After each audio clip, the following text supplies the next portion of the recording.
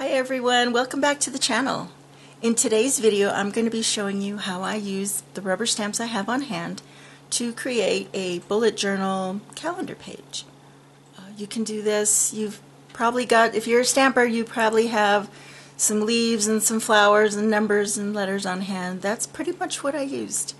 If you're new here, welcome. I do lots of rubber stamping. I'm all about hashtag get your stamps dirty.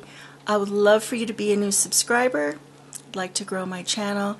Don't forget to hit the notifications, like and share this video. Thanks for watching.